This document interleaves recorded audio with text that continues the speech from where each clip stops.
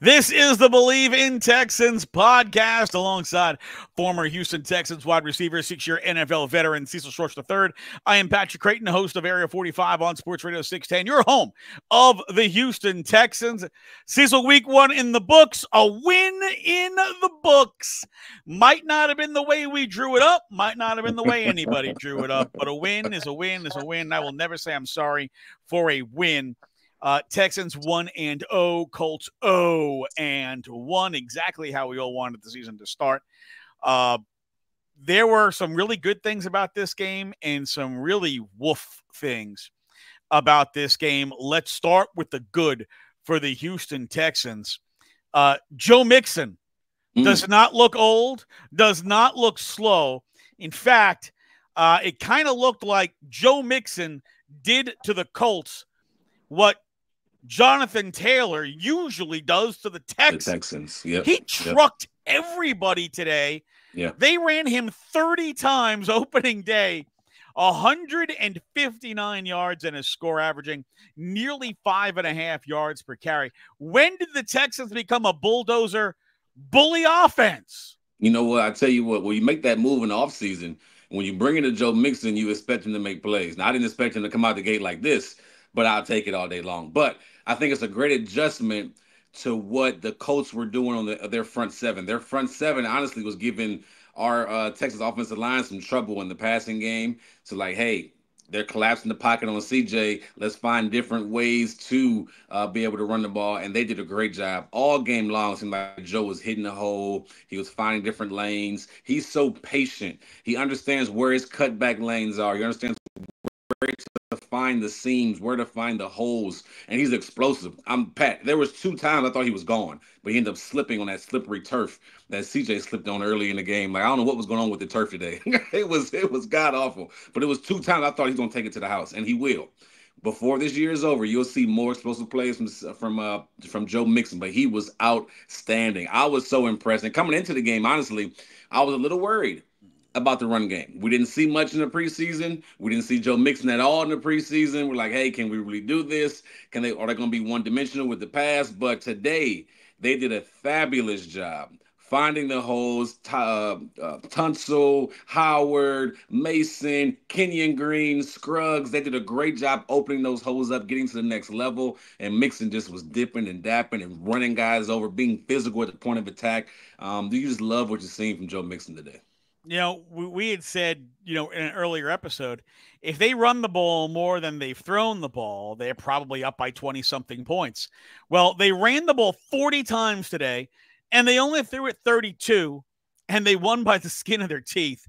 And it was like you said, the run blocking was the best we've seen in years. Joe Mixon made us think, hey, remember when Arian Foster used to be on this team and they could run the football? Yeah. I don't think Joe Mixon in that first game today, he ran the ball in a way the Texans have not run the ball since Arian Foster was on this team. Truth. And why did they have to do it? Because for a team last year that pass blocked fairly well most of the season, run blocked terribly, today they were in the run blocking. They were great. In the pass protection, they were often terrible. And C.J. Stroud sacked 4 times, hit 10 times, often running for his life under duress. The Texans' offensive line really, really struggled today in pass protection. And said, what is the one thing that make this game go sideways on the Houston Texans? If the interior of the line cannot maintain integrity. Very often they did not maintain integrity, and the pressure was coming right up the middle. And CJ was often in some pretty bad situations. I mean, the Texans are kind of fortunate in that, one, he tried to throw a ball out of bounds that wound up getting picked off, except he couldn't stay in bounds, right? He only got 1 foot down. He came within a foot of an ugly turnover. Yeah. And then there was another play in the second half, under pressure, rolling to his right. He fires a ball. This is in the red zone that gets picked off, where a defensive hold was called in the end zone, although there could have been another defensive hold called on the guy who actually intercepted the ball because he grabbed the receiver, pulled him in to get himself back in the play. Yeah. And that was how he was able to get the interception. But 2 plays, very much the result of unnecessary pressure because the Texans' offensive line could not maintain integrity, particularly in the middle. And there were a couple of times that Titus Howard on the outside, he kind of got pushed back into CJ. One of those times he got pushed back into him, got their feet crossed up, which resulted in a sack. So the Texans' pass protection had a lot of bad moments today, whereas the run blocking was very, very strong. And, credit to Bobby Slowick recognizing, hey, we're running the ball down their throats. Let's awareness. Just keep running the ball down their throats. Yep. And we'll pass, on our selections. And, Nico Collins was, we talk about, which guy is going to eat, right? One day it's going to be this guy. One day it's going to be another guy. Well, Nico Collins ate the most today, 6 catches and 117 yards, including a phenomenal catch on the sideline where he gets the knee down. Stefon Diggs with a pair of touchdown catches. Tank Dell had a 23-yard catch. Your thoughts on the receivers this first weekend? Well, I'm going to touch on the offensive line real quick. I don't want to overlook the Colts D-line. They did a phenomenal job, and they got some dudes up front. They got some really, really good dudes up front. And what they did that was hard for the Texas offensive line to figure out, they were moving often. So they would stand up. DeForest Buckner would stand up. Grover would stand up. Latu would stand up, and they would move around. Normally, when they line up, right, you can, as a center, as a guard, as tackles, okay, I see my guy in the as a 3 technique, or I see my D as a 5 technique or a 7 technique. I know where they are. I know what I got to do. But pre-snap, they were moving around, and then when the snap came, they were all moving in different places. So now it's like, where do I go? Where did he end up? How do I get there? And they were losing guys. Last year, the Colts never brought pressure. They were they were in the bottom half of the league when it comes to bringing pressure on defense. Well, today they figured to get to CJ, we got to bring tons and tons of pressure. They were bringing 5 and 6 guys, which made it tough on that offensive line. So that's something they got to improve on, because that won't be the last time.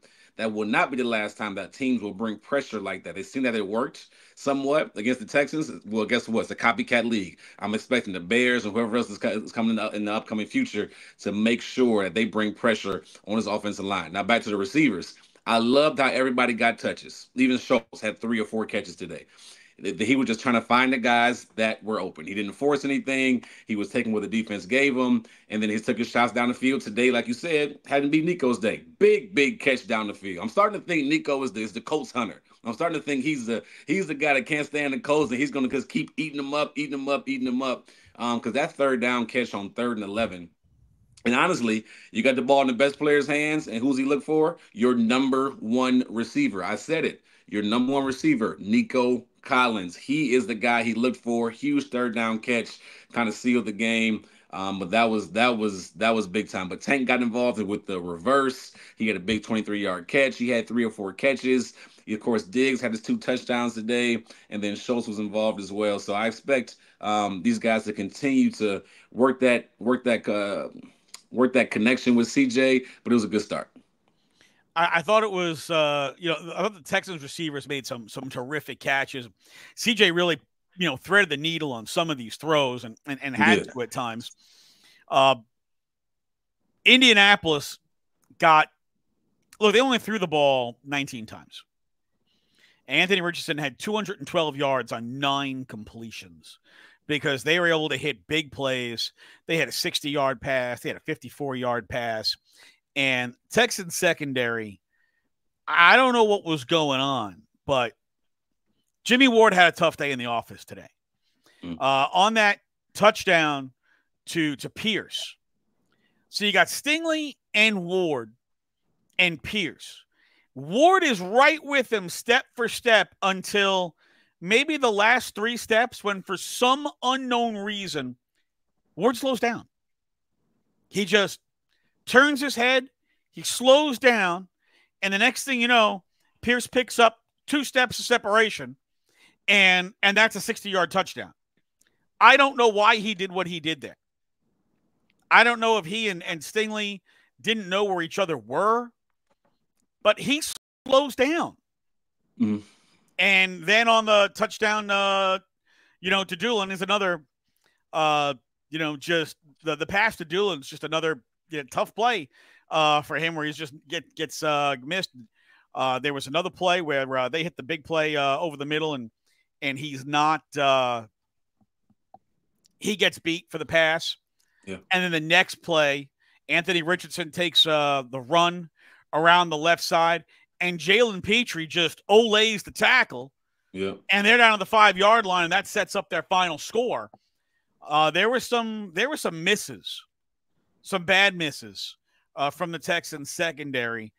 Your thoughts on that? And do we need to see more Kalen Bullock, because he got himself a nice interception, and maybe he needs to play a little more. Maybe they need him as that center fielder.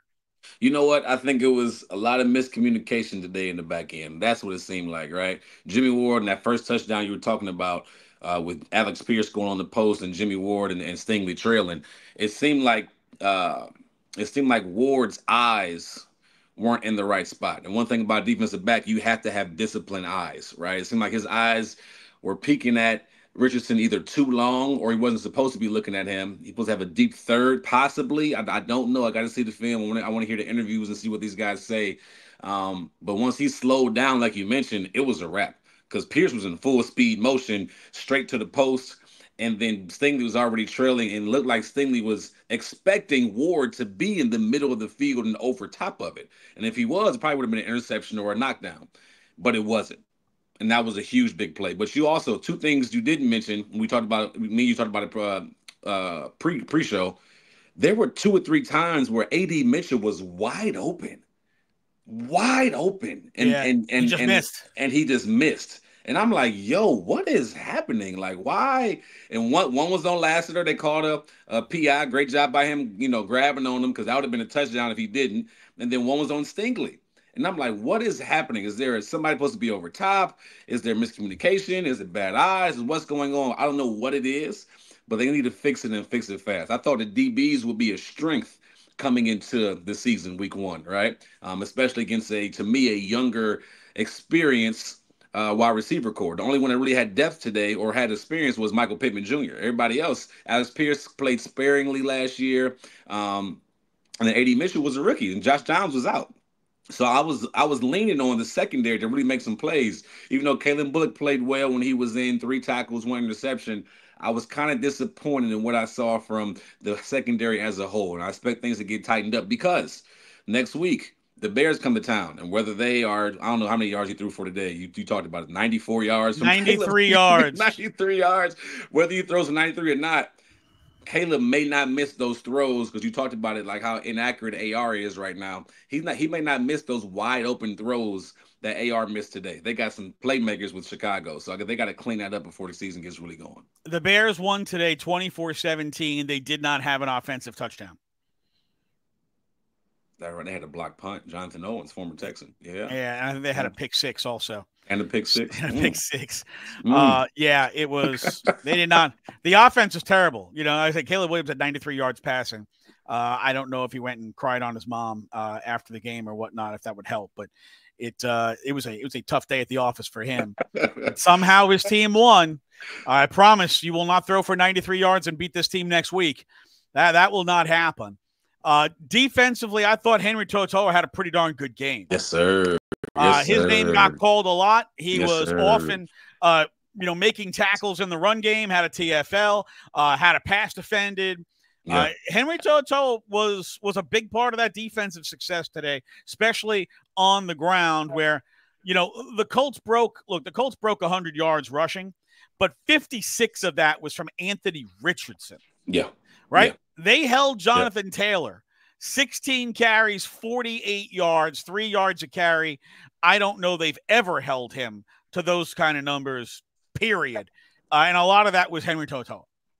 Big time. And I'll be honest with you, if I had to pick my poison, like who would I want to have the bigger running day, it would be the quarterback, right? Because that's what Jonathan Taylor does. He is a guy that notoriously kills the Texans year in and year out, like 130 plus yards rushing, right? But today they did a great job. Front seven was really good, I thought.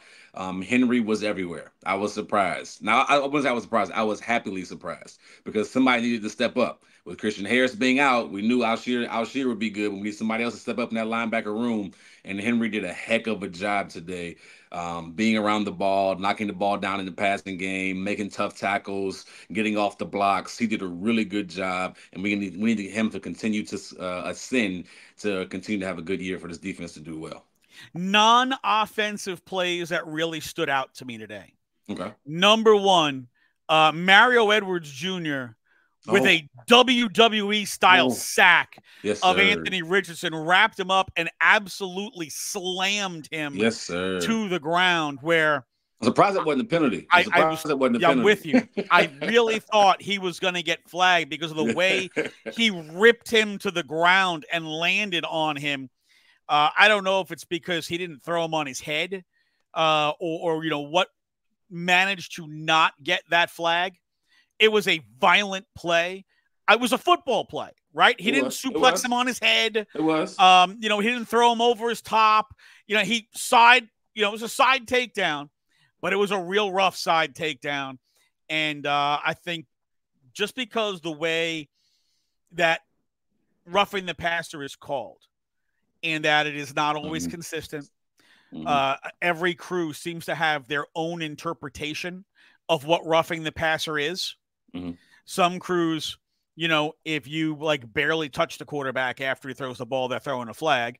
And other crews, you can, basically give them a side rush and leg sweep and you're good. So you don't really know from one to the other, but I thought that was a good, solid, just violent, but good, solid play. Also, British Brooks on a special teams play absolutely lit a dude up. Yes, early on too. Oh man, I think it was a first quarter and a kickoff, and I don't know how he just comes through completely unblocked, full speed, and decleated the return guy. Like when you see plays like that, that's why I want this dude on that team. In fact, when they lined up with the fullback position and it wasn't British Brooks at fullback, I'm like, why? Why is British Brooks not the fullback? That dude is violent. He is angry. Let him play. Let him block people. Especially let him get a running start and block people. He plays angry. I love that dude. He's a physical dude, man, and he loves the game. You can just tell his energy on the field. He loves to get out there and play, and he doesn't care what position, what his role is. He's gonna go out there and do his best. So that big hit in the first quarter, I think it was real early on. It was special. It was fun to see. Kind of set the tone for the rest of the day for sure. Man, when you see guys like that who, totally unheralded, undrafted type dudes, and all they do is just make the hustle plays, make the physical plays, things like that. Man, I can't help but root for those dudes. If it is every player that comes through the league who's just an undrafted player, if you don't root for those dudes, you have no heart. I mean, you want to talk about guys who are starting from the bottom, and they're not getting a lot of reps. They have to impress every single time. Just to make the practice squad. This guy made the actual roster. Think about where you have to be, undrafted bottom nobody to making the roster rookie season. Man, if you're not rooting for that dude, you got no heart. Man, I guarantee he will be a fan favorite by the end of the year. If he continues to make plays like that on special teams, the underdog story everybody knows about now, I'm sure he'll get a little bit of more time here and there sparingly on offense. He'll be a fan favorite just because his attitude, his effort, his demeanor, his passion. He'll be a fan favorite by the end of the year, for sure. All right. Now, Cecil, you had mentioned, look, there's stuff to clean up, right? The pass protection needs to be cleaned up. I thought they could do better at getting pressure on the quarterback. That seemed to be inconsistent. You expected, certainly with Will Anderson Jr. back, Danielle Hunter on the other side, that there would have been more pressure than there was. I don't know how much that affected The defensive backs are not, but you definitely expect the communication in the secondary to be better. All those things, but man, the way they ran the football today. Oh man. See, I feel like, you know what? Oh, they'll clean up the line. Yeah. And the pressure will come. Yeah. And they'll clean up the communication. But that running performance against a really good defensive front, yeah, that is what's giving me, like when we said 12 wins, yeah. You know why I feel good about 12 wins? They averaged 5.5 yards a carry today. Yeah. Yeah. That didn't exist last year. Yeah. And they did it against a really good front seven. That's tough to run on. Yeah. Yeah. It was an impressive day. I think the numbers, if I'm looking at them correctly, overall 213 rushing yards. That includes CJ scrambling, making plays. That includes, hey, Dameon Pierce, 2 carries or so, and it was positive, good yards. I'm liking. It was only 2 carries, but I appreciate what I've seen from Dameon today. They hit 2 or 3 carries. 3 carries for 16 yards, averaged almost 5.5 a carry, had a 9-yard run. You know what? I'll take it. He didn't get a lot of carries because they rode. Mixon was on fire today. Yes, he was. And for anybody who was concerned about, well, Joe Mixon, he's 28. He's got a lot of mileage on those tires. He didn't look like a dude with a lot of mileage on those tires. He was juice. bodying dudes. He was shouldering dudes, throwing guys down. He had angry runs. Yeah. Like the physicality as well as the power, the speed.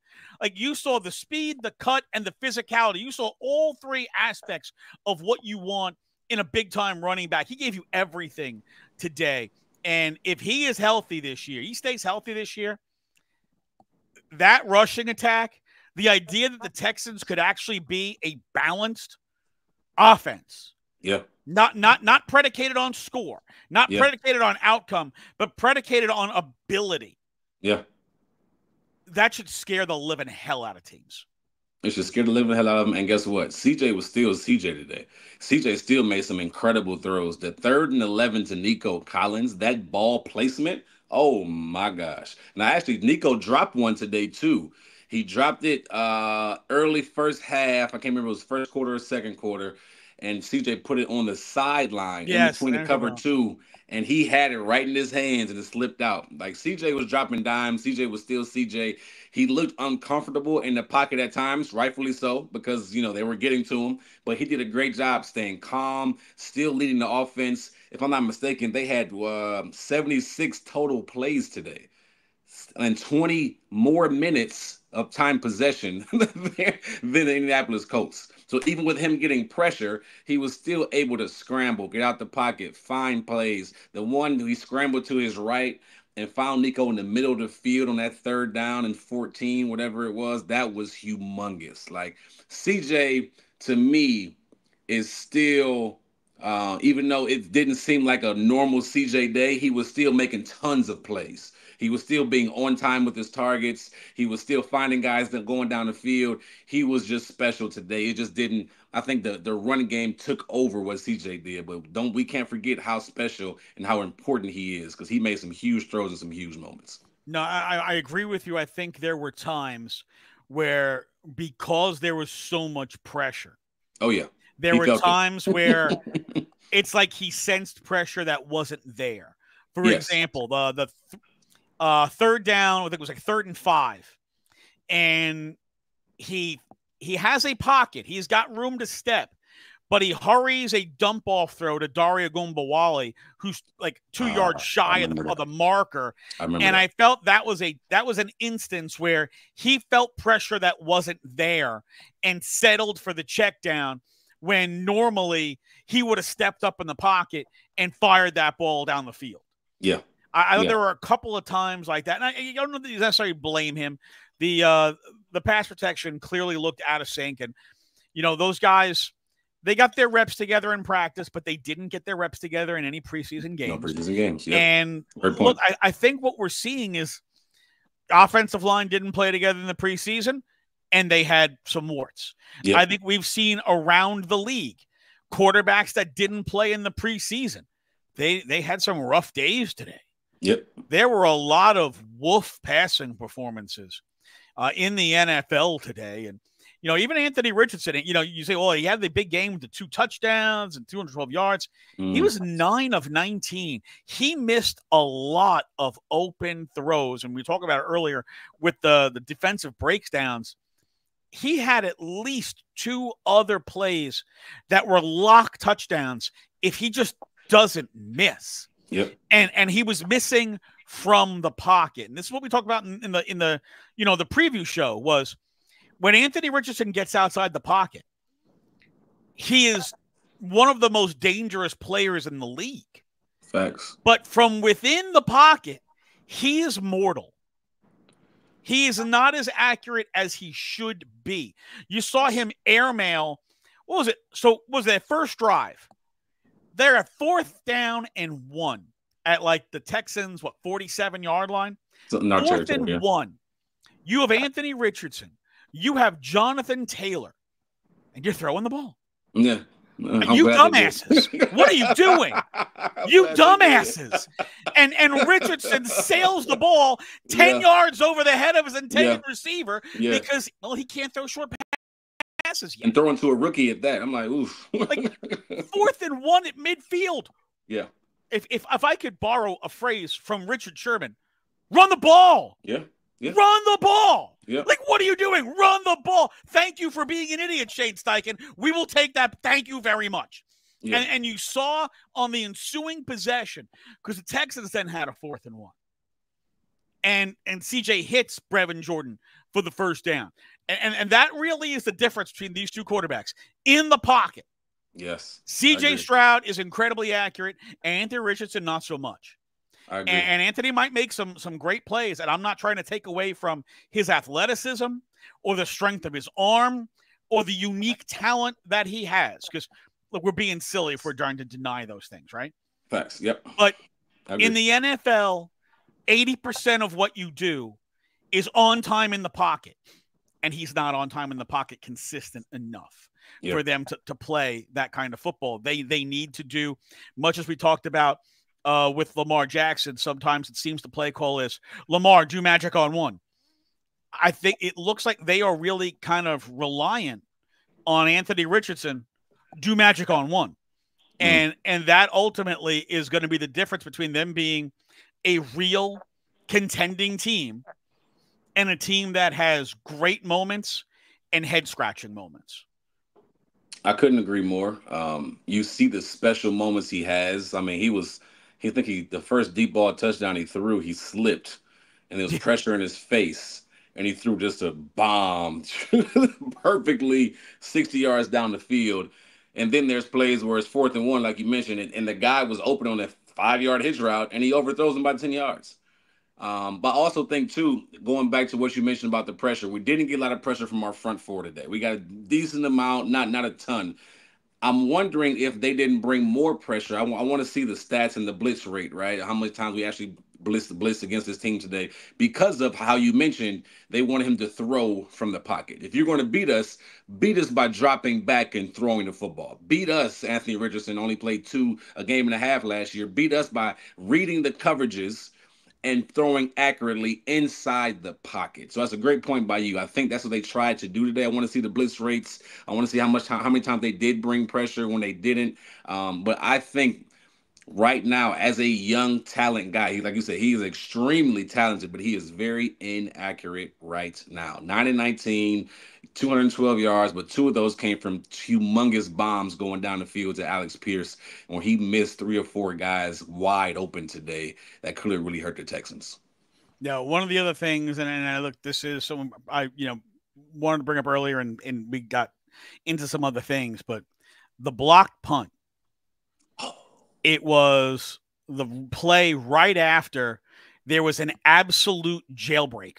Second half, yeah. Where the Colts, all 4 defensive linemen, got to C.J. Stroud before he finished his drop. Yep. And I don't know how that happens. How does everybody get through? It was a play where the Texans' offensive line literally looked like 4 parked Pintos. everybody was just standing there and everybody ran right by. Not They Pintos. you don't even have like 5-part caddies. You got rusted out Pintos and everybody just blasted right by. And then the very next play is the punt.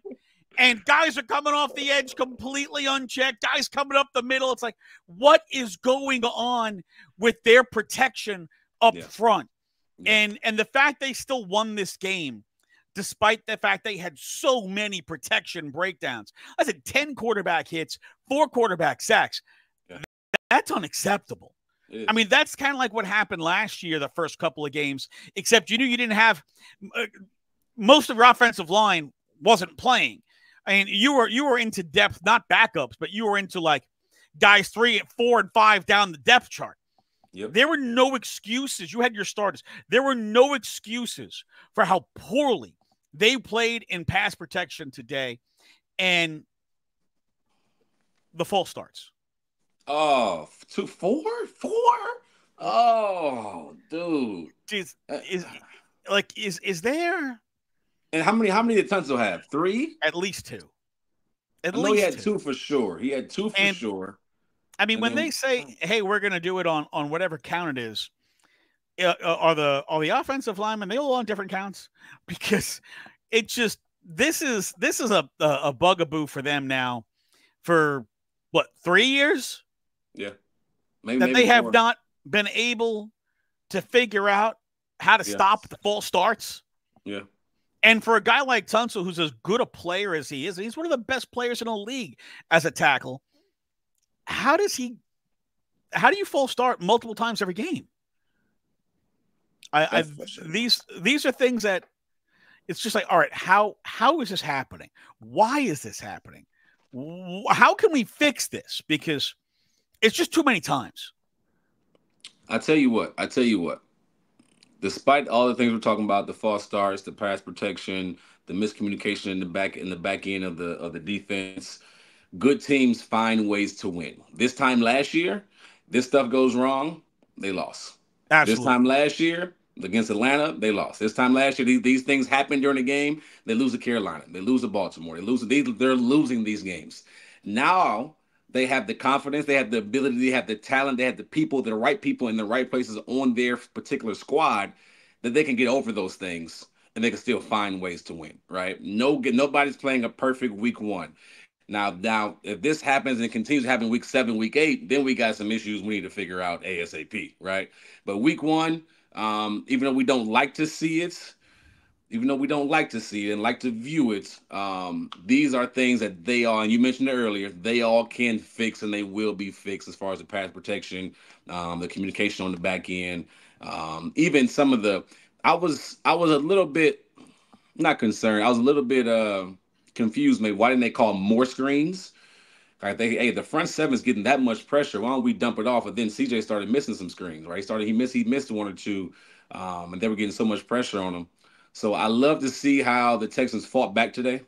I love to see their resiliency to be able to get a lead, contain the lead, keep the lead, make big plays when you need to make big plays, be a dude when you need to be a dude. CJ was a dude when he needed to be. And then Joe Mixon, the offensive line in the run game, was the biggest thing I was so happy about today, brother. Oh, my gosh. I'm going to sleep good tonight because they ran for 200-plus yards in the game, and Joe Mixon was that guy today.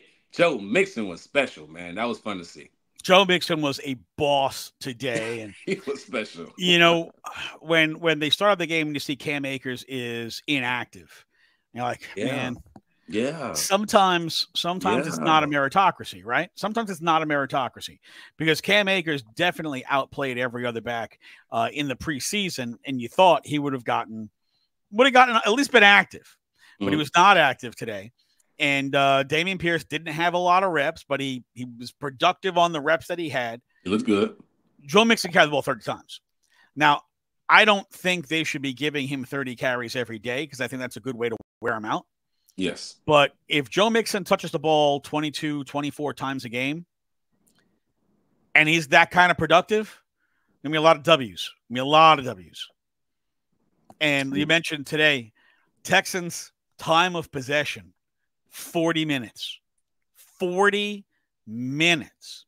You never see a team with 40 minutes of time of possession anymore.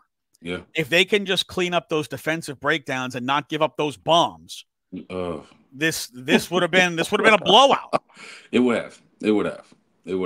Hey, you know what? I didn't think about this. We were talking maybe a month or so ago, whenever Danico Autry went down, like, hey, who's going to be the interior defensive lineman? Who are going to step up? We're going to need those guys to stop the run and get pressure on the pass because Danico is such a an asset at Tennessee. Now we got him here with the Texans. Those guys stepped up well today.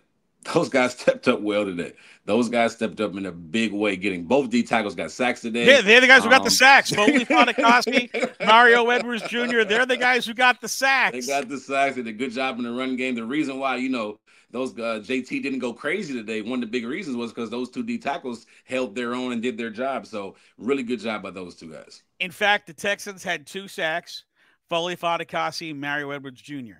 The Texans had 2 quarterback hits, Foley Fatukasi and Mario Edwards Jr.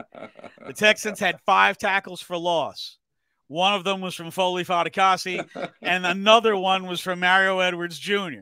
Those 2 dudes in the middle, man, they showed up. They showed up today. And, for what we're talking about, these are the strengths. These are the weaknesses. I think that is a perceived weakness at defensive tackle. And those guys showed up as a strength today. They got pressure on the quarterback. They caused the pocket to move forward, and they stuffed Jonathan Taylor. Yeah. Yep. They did a heck of a job, man. A tall task, too, because you knew coming into the game that JT and Anthony Richardson are going to try to run the football. You knew it coming into the game. They're going to try to run the football. And overall, you did a great job stopping and run, making them try to beat you another way. So good job by those guys. I mean, really, if you think about it, they gave up 2 bombs. That was 114 yards of offense on those 2 bombs. Oh, wow. Yeah. All right. If you take those 2 plays out, Anthony Richardson has 98 yards passing. Yeah. That's how big the difference, right? The swing is. Number one, you could look at it and say, man, if Anthony Richardson was more accurate and he hit those 2 shots to A.D. Mitchell where he was wide open, Texas might lose this game by 2 scores.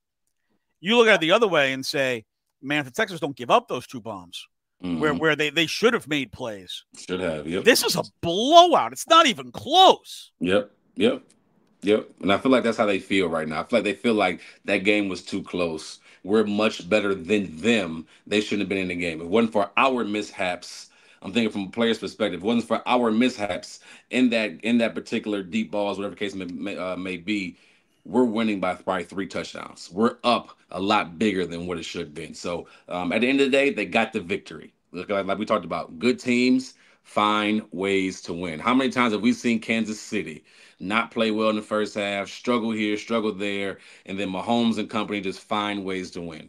At the end of the day, all that matters is you get that W and you move on to next week. Here's how crazy this game actually was, right? Texans 26-14 more first downs. Texans 76-43 more plays. I nearly double the amount of plays. Total yards, Texans 417, Colts 303, and 114 came on 2 plays. Right? You get into rushing yards, Texans 213, Colts 104. There weren't a lot of penalties either way. Texas didn't turn it over. Time possession 40 minutes even to 20 minutes even. Those 2 bombs really are the difference between this game being the tight game, the exciting game that it was, and this game being an ass kicking. Yep. You're exactly right. This would have been like the Carolina Saints game that's going on that went on today.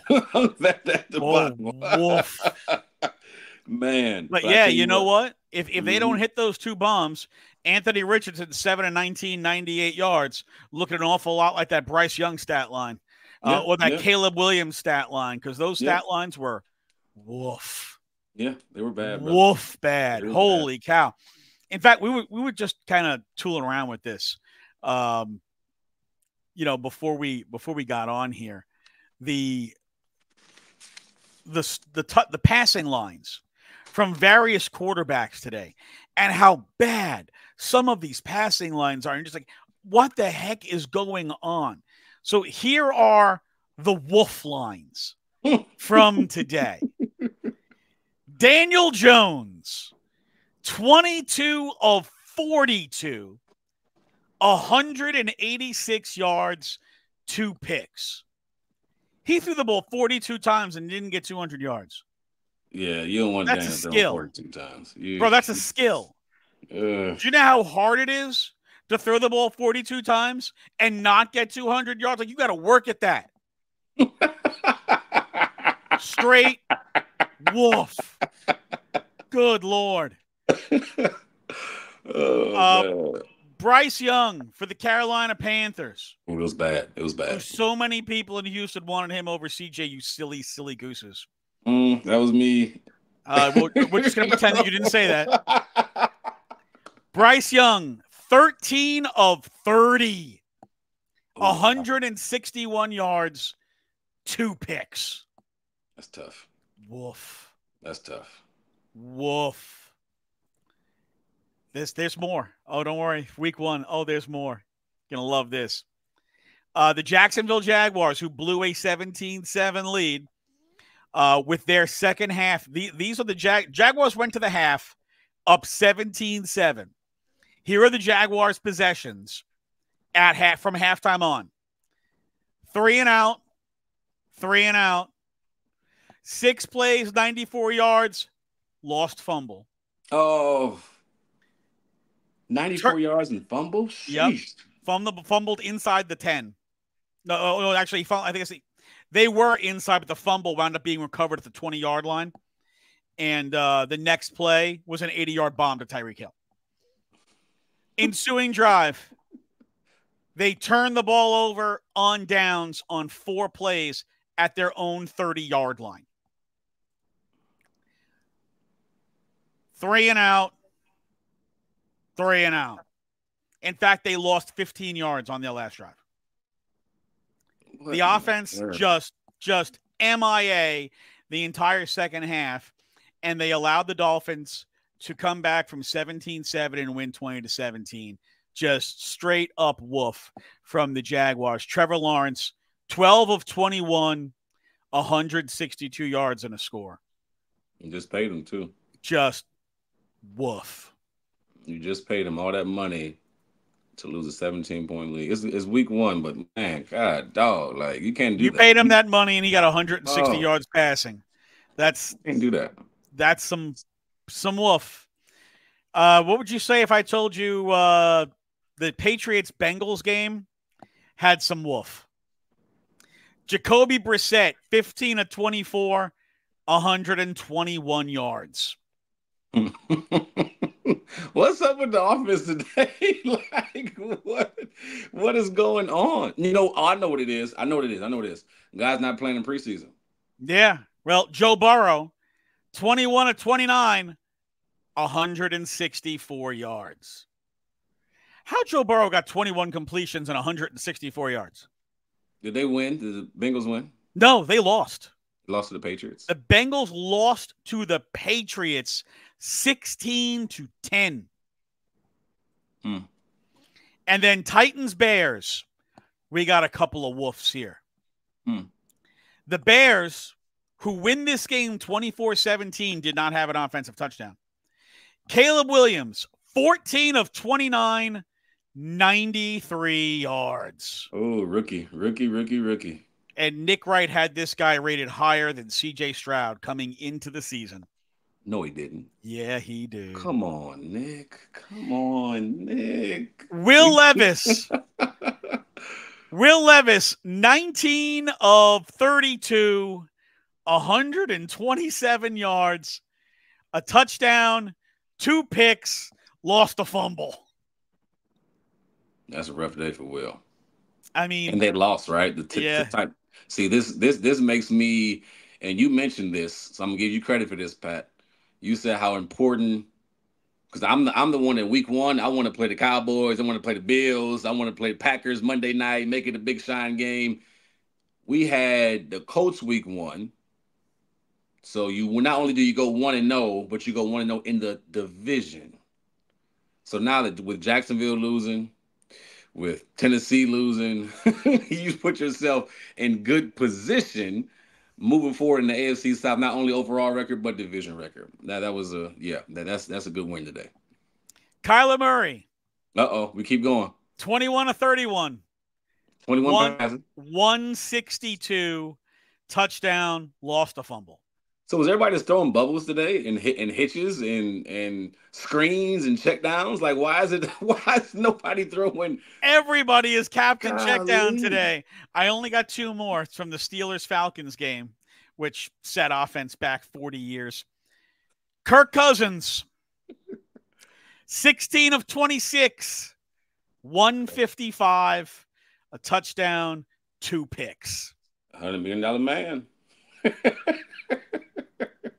Justin Fields, 17 of 23, 156. 17 of 23? 17, so fairly accurate, right? For Justin Fields, 17 of 23, 156. Just it's interesting.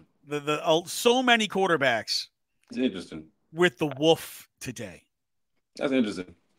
I'm wondering what is maybe just a coincidence, but what's the reasoning for all these guys throwing for under 200 yards today with so many completions, right? I think a lot of them are 21 completions under 200 yards, under 150 yards. Like that's not normal for today's football, you know? No, it's a lot of these guys didn't play much, if at all, in the preseason.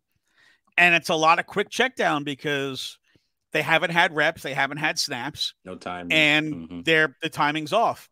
Want to have a little more fun? This one's got 4.5 minutes to go in the second quarter.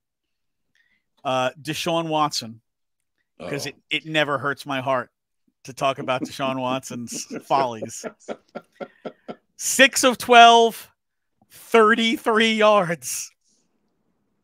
33 yards. 33 what score yards. The game? What score? 14-3 Cowboys.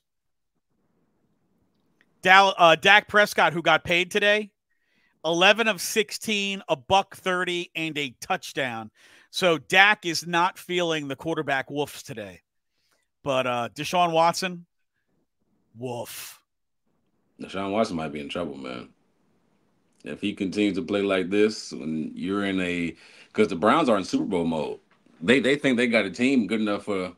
I mean, heck, Joe Flacco took them to the playoffs. They're only in Super Bowl mode on Madden and on Rookie. They are in win now mode. Put it that way. They are in win now mode, and if he doesn't step it up, man, they are going to. Woo. I thought that this was a wrong team favored matchup because the Browns are small favorites, but Dallas is putting it on them early. And I would not be surprised if this game winds up being Dallas knocking the snot out of them. I don't think ever since he had that long time off between sitting out and the suspension, never been the same. Deshaun has not looked anything close to anything resembling what he looked like with the Texans or what he looked like at Clemson. He has been a totally different dude. I don't think he loves football the way that he used to. I don't think he loves anything the way that he used to. I think he made some really bad. Look, he did this to himself. He made very poor choices. Some of them were illegal choices. And he sabotaged himself. But, man, that was a guy who, coming out of Clemson, we all thought was like, he's the dude. Yep. Like, this was the prince that was promised. Yep. And it was a false flag. Instead, the real prince who was promised wears number 7. Fair enough. And he does not, as far as we know, make poor life choices the way Deshaun Watson did. Amen. I'm very grateful for that. Thank you, CJ Stroud. Very grateful for that.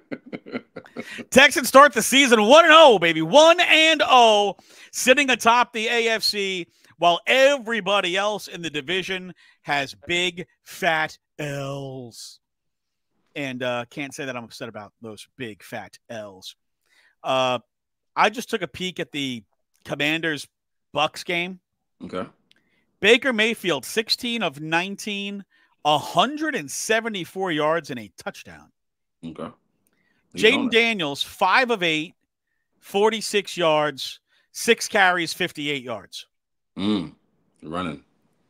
He is mobile. I forgot how mobile he is. They've only thrown 8 passes, but he's got 58 yards on the ground himself.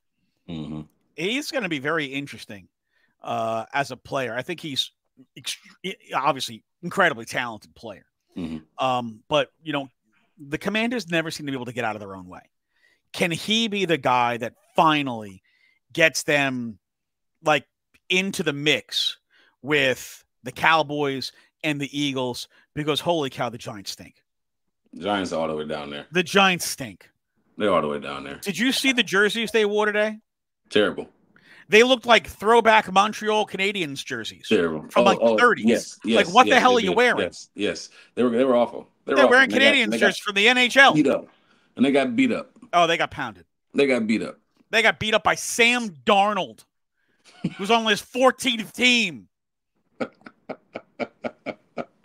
They got beat up pretty bad, man. It might be a long year for the Panthers and the Giants. It might be a really long year. Going to be a lot of woofs. A lot of people getting fired, especially in New York. A lot of people getting fired. Who knows if Bobby Slowick winds up getting a job as a head coach when this season is over. You hope that, maybe Gerard Johnson would move up to the OC spot.